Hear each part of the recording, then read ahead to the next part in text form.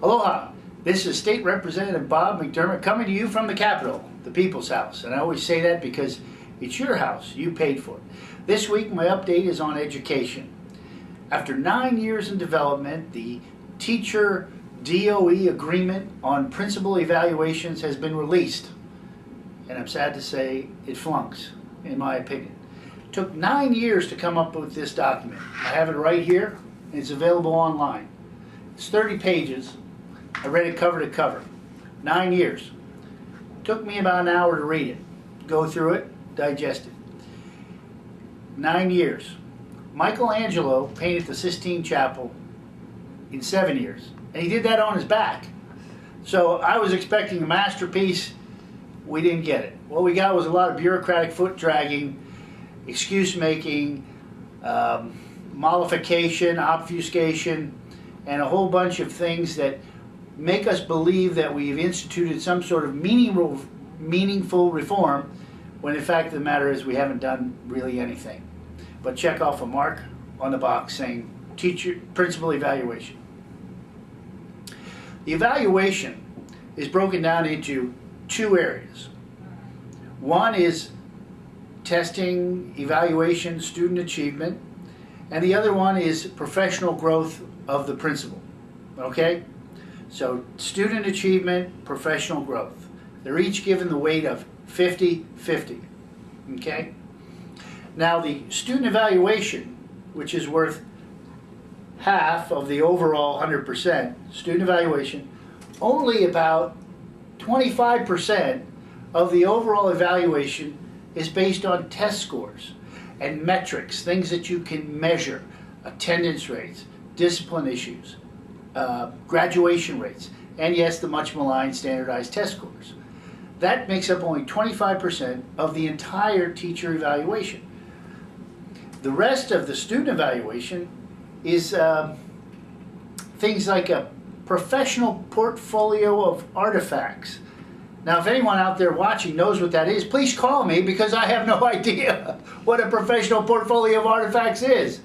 But what I know is what it is not, and that is measuring student growth.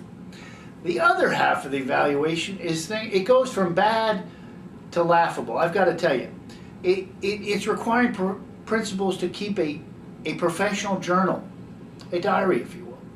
It requires the principals to keep newspaper clippings and maintain constant communication with the district office. In fact, there's so much communication required in this document, so much back and forth.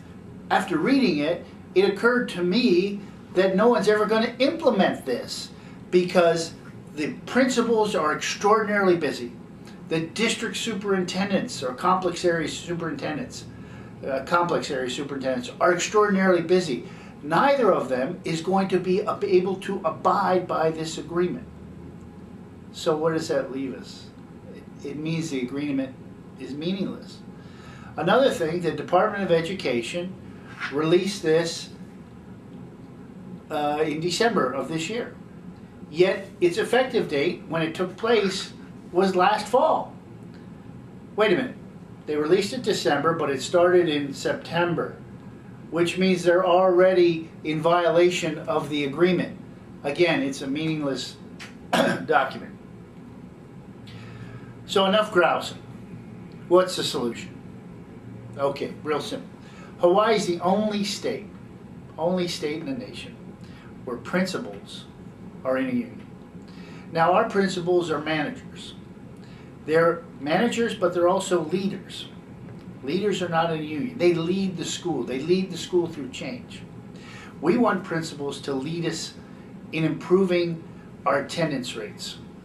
We want principals to lead us in reducing the dropout rate. We want principals to lead the school in creating a culture where discipline is not a problem.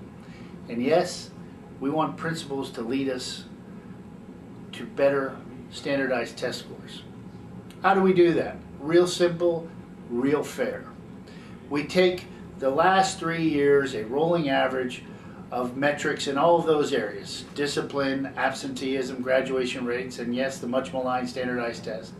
The last 3 years, what were the average that the school did. Okay?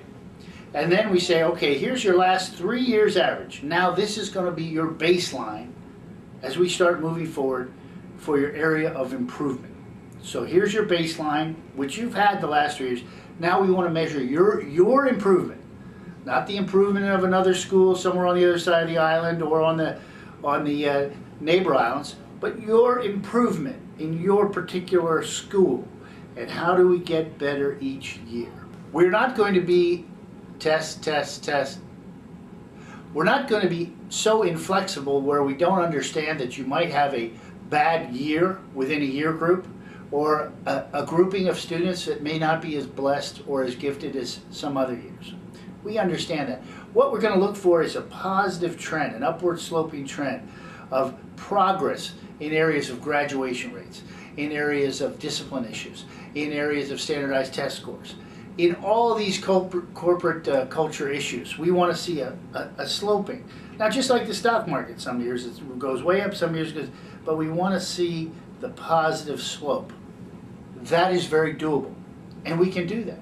And you know what? We have a system with extraordinary and talented people, principals and teachers alike, who want nothing more than their students to achieve and their students to learn.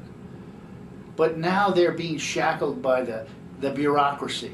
And what do I mean by bureaucracy? You hear that tossed around all the time. What does that mean? It means the rules and regulations and methodologies that are in place in a top-down system that stifle innovation, that stifle creativity, and stifle the freedom of these teachers and professional educators to teach our children. And that's what we want. The kids want to learn. The professionals want to teach them. Let's get out of the way. Let's empower principals. Let's empower the teachers. And let the learning begin. Only one part of the solution, but a good part. Aloha. God bless you all. My name is Bob McDermott. We'll see you next week.